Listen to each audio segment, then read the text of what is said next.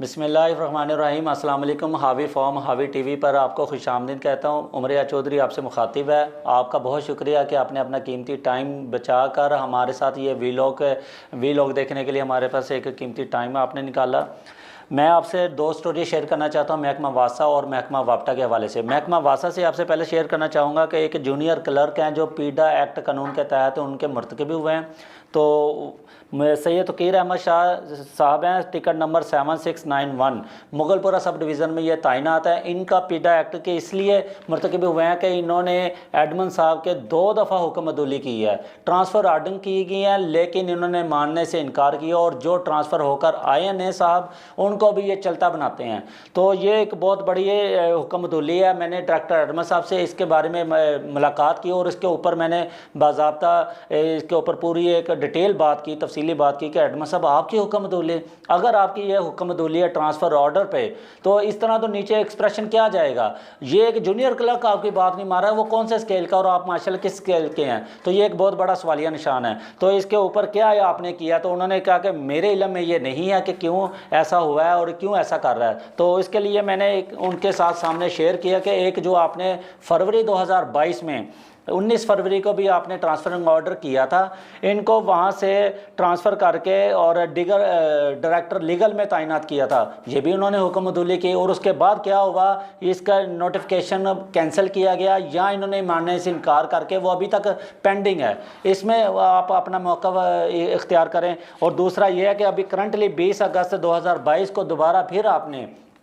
इसी junior clerk को Mughalpura sub division से उठाकर इलेक्ट्रिसिटी में तैनात किया, इसके ऑर्डर किए हैं। तो इसको भी ये मानने से इनकार है और ये सोने की कान की सीट को छोड़ने से कासर क्यों है। ये सैयद तकीर अहमद अपनी बेतकीरी क्यों कर रहा है।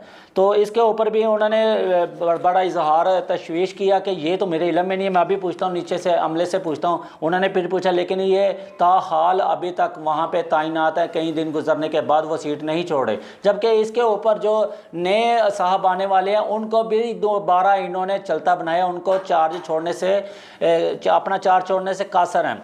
तो इसके ऊपर हालांकि ऑर्डर के ऊपर लिखा हुआ है कि विल मूव फर्स्ट, इसका मतलब है कि ये साहब तकीर साहब अपना चार्ज पहले छोड़ेंगे। तो दोनों लेटर्स के ऊपर ट्रांसफरिंग ऑर्डर के ऊपर यही लिखा हुआ है विल मूव फर्स्ट, लेकिन उसके बावजूद ये हुक्म अदूली कर रहे हैं जो पीडा एक्ट के तहत मरतकब कहलाए जाते हैं। तो इसके साथ साथ हमने मज़ीद इसको अपने एक जो स्पेशलिस्ट थी हमारी, उसको हमने एक इन्वेस्टिगेशन के तौर पर लिया और इसको ऑन किया ख़बर को, और उसके ऊपर इन्वेस्टिगेशन करते करते हम यहाँ तक पहुँचे कि जनाब एक जूनियर क्लर्क होकर करोड़ों के असासा जात के मालिक बन चुके हैं। आखिर क्या राज है और ये करप्शन का सुराग हमने कैसे लगाया, ये हमारी एक अपनी हॉबी है इन्वेस्टिगेशन की, जो हमारे एक ख़ासा है, जो एक महकमों में मुख्तलिफ महकमों में डिपार्टमेंट में ये हमारी एक पहचान है, एक ब्रांड है। तो इसके ऊपर हमने इन्वेस्टिगेशन करके सबूतों के साथ आपसे शेयर करना चाहते हैं जूनियर क्लर्क करोड़ोंपति कैसे बन गया और ये हुक्म अदूली क्यों कर रहे हैं, इसके पीछे कौन कौन से मुहतरकात हैं, कौन कौन से इसके अफसरान ने बाला इनके साथ हैं, उनको हम बेनकाब कर रहे हैं। तो सबसे पहले हमने इनका आईडी कार्ड निकाला, जो मसूफ़ का आईडी कार्ड नंबर है, उसके ऊपर हमने इनकी प्रॉपर्टीज़ को इन्वेस्टिगेशन किया, मुख्तलिफ डिपार्टमेंट्स के साथ रब्ता किया। वहाँ से इंफॉर्मेशन एक्ट 2013 कानून 2014 रूल 14 के तहत हमने इसके ऊपर प्रॉपर डॉक्यूमेंटेशन ली और उसके ऊपर हमने रिसर्च की, डॉक्यूमेंटेशन को अपने इन्वेस्टिगेशन का सबूत के तौर पर रिकॉर्ड का हिस्सा बनाया। और उसके मुताबिक वहाँ पता चला कि 3 दिसंबर 2021 से पहले जनाब मौसूफ FBI में भी नादहिंदा थे। कई साल से नौकरी करने के बावजूद FBI में नादहिंदा होना एक बहुत बड़ा सवालिया निशान है। जो टैक्स चोर है, कोई भी सरकारी ऑफिसर जो टैक्स पेयर है, वो FBI में रजिस्टर्ड होना बहुत ज़रूरी है। एक सबसे पहले एलिगेशन इनके ऊपर बतौर सबूत मैं आपके साथ शेयर कर रहा हूँ। और ये इनका जो FBI रजिस्टर्ड हुआ है वो जनाब का 3 दिसंबर 2021 को रजिस्ट्रेशन कराई है FBI में। 2021 में इतने साल रजिस्ट्रेशन क्यों नहीं कराई गई FBI से, टैक्स क्यों चोरी किया गया। और ये जो 3 दिसंबर को इन्होंने जनाब ने मसूफ़ ने जमा करवाई है, FBI में रजिस्ट्रेशन कराई है। और 31 दिसंबर 2021 को मॉडल टाउन तहसील में जनाब ने एक बेशकीमती प्रॉपर्टी ख़रीदी है, जिसकी रिकॉर्ड हमारे पास मौजूद हैं। का रिकॉर्ड्स के मुताबिक आपके साथ शेयर करते चले, और जो हमारी टीवी स्क्रीन के साथ भी चल रहे हैं रजिस्ट्री नंबर आपसे शेयर कर देते हैं। जो मसूफ ने 31 दिसंबर 2021 को एक असासा ख़रीदा बेशकीमती तहसील मॉडल टाउन में, वो आपको ढकी छुपी कोई बात नहीं कि कौन सा इलाका है, पोश एरिया, कितनी मालियत का होगा, उसमें प्रॉपर्टी है और रजिस्ट्री नंबर है उसकी 37111।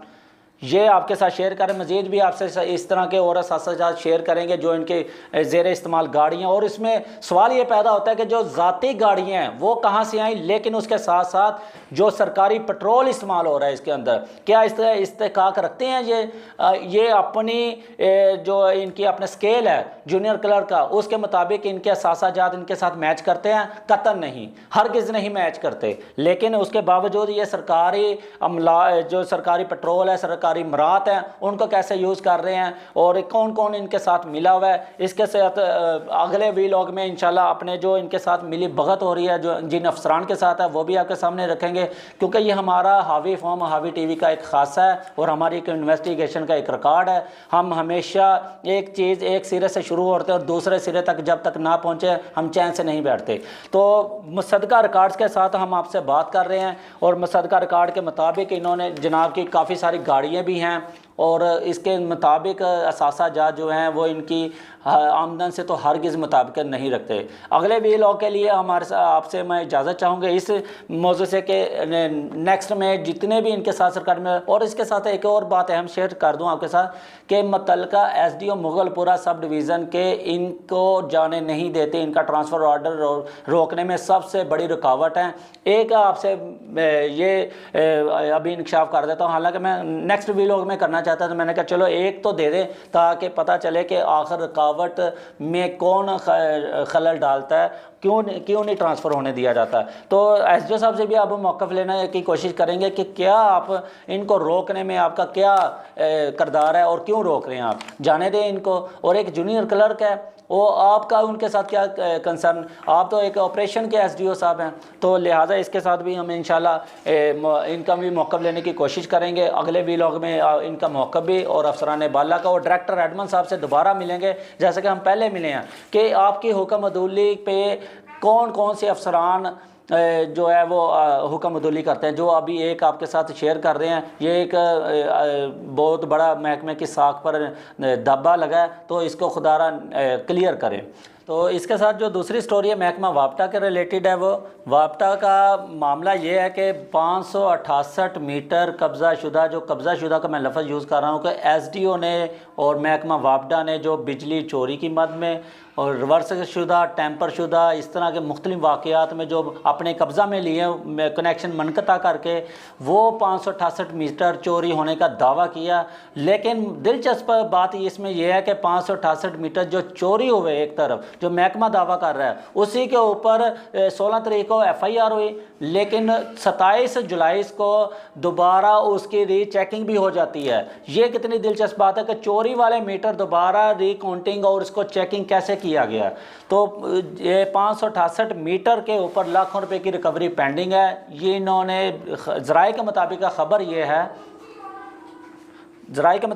ये है कि 568 मीटर की लाखों रुपए की रिकवरी पेंडिंग थी, जिसको छुपाया गया अपनी नाअहली को छुपाने के लिए इन्होंने मुख्तलिफ़ किस्म के झूठ बोले और इसमें हर झूठ ठोस सबूत बनकर सामने आया। मसलन 568 मीटर की चोरी की जो इन्होंने FIR दी, उसके बाद जो उन्होंने चेकिंग की, MNT ने चेकिंग की, वो रिपोर्ट्स भी शायद उन्होंने रिलीज़ कर दी।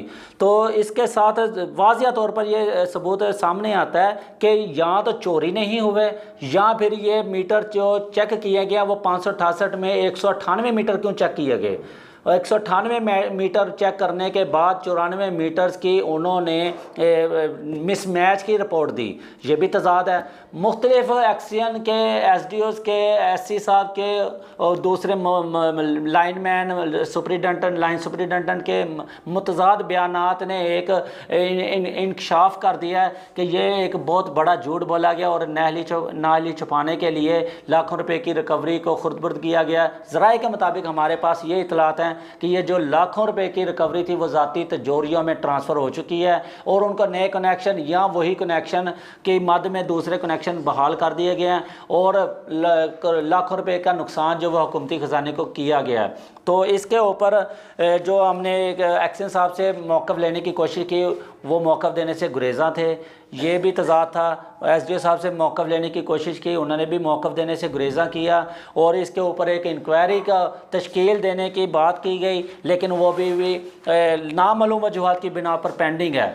तो दोबारा हमें अफसरान बाला से मिलेंगे, चीफ़ जो लेस्को के चीफ़ साहब हैं लाहौर के, उनसे मिलने की कोशिश करेंगे। तहरीरी दरख्वास्त शहरियों ने। तो आखिर में मैं आपसे शेयर करता चलूँ कि ये मदीना कॉलोनी सब डिवीज़न का वाक़या है। मदीना कॉलोनी के एसडीओ साहब का ये उनके रिलेटेड वाक़या है, जो FIR के मुद्दई भी वो खुद ही हैं, एसडीओ साहब एसडीओ